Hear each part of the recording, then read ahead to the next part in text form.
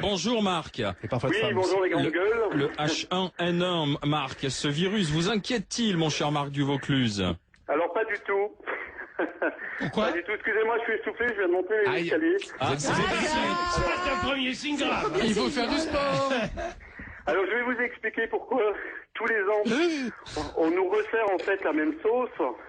C'est une opération marketing Ah bon? bien huilée. Des quoi? Des laboratoires pharmaceutiques, vous allez nous dire? Oui, mais vous connaissez l'histoire de la grippe aviaire, du H1N1, pardon, excusez-moi. J'ai couru pour être chez moi. Ah bon? Voilà, oui, parce que j'étais dans ma voiture. D'accord. Donc voilà. Faut reprendre Et l'entraînement, hein. En fait, CNN a mis, je veux dire, en lumière, en fait, ce qui s'est passé. Qui est le bénéficiaire aujourd'hui du Tamiflu? C'est Donald Rumsfeld. Il faut savoir que M. Rumsfeld a vendu en fait des milliards de doses au gouvernement, tout simplement en faisant pression et en faisant peur. Allez sur le site de CNN et lisez l'article. L'article, c'est quelque chose qui est connu, archi connu, vraiment. Oui. Mais Marc... oui. Non mais la théorie du complot, sérieusement Marc, il faut arrêter. C'est pas une théorie du complot. Il y a l'Organisation mondiale de la santé, il y a eu quelques cas au Mexique, on en fait à pataquès, c'est vrai, mais il faut vraiment arrêter à chaque fois qu'il y a un problème, il y a la théorie du complot. Eh bien je n'y crois pas. Puisque vous connaissez si bien le sujet, madame. Non, je connais pas si bien le sujet, je fais confiance à l'OMS. Alors, c'est facile de parler quand on a le micro.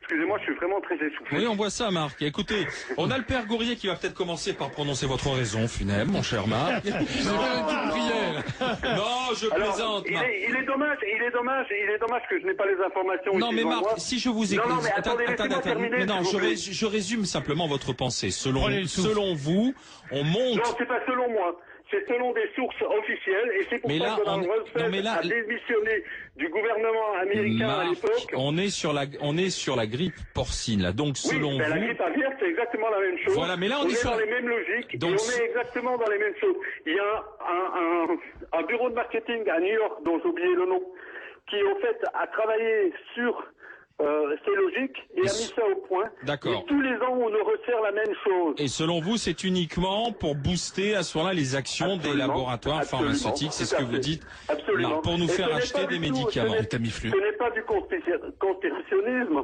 c'est tout simplement de la logique marketing. Et il faut arrêter de croire que les gens, parce qu'ils dénoncent les choses, font du conspirationnisme. Alors, Père Gourrier. Non, ceci, alors, je ne connais pas les informations de Marc, mais il fait allusion aussi à une chose très intéressante, une expression, le disease mongering. C'est pratiqué par les laboratoires, c'est-à-dire créer de nouvelles pathologies en fonction des molécules que l'on découvre. C'est-à-dire qu'on invente des maladies. Il y a eu un congrès officiel l'année dernière, le disease mongering. J'en parle dans mon livre Alcoolisme, dépression, une page de pub.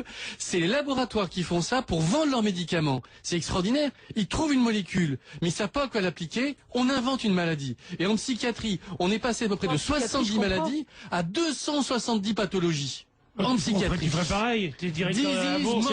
Et pour amener de l'eau au moulin de Marc, l'action du laboratoire Roche est bien sûr en hausse ce matin. C'est Roche. Là où Marc Ça n'a rien à voir avec la conséquence. Là où Marc a raison, c'est vrai que Donald Rumsfeld était l'un des dirigeants de la société qui a inventé le Tamiflu. Voilà, c'était il y a quelques années. Donc là, il a raison de la dire que Rumsfeld. Ouais, mais Marc, merci en tout cas d'avoir été avec nous, mon cher Marc. Oui, je sais, quand ça dérange, on coupe. Hein. Mais non, la preuve que non, il n'a pas coupé.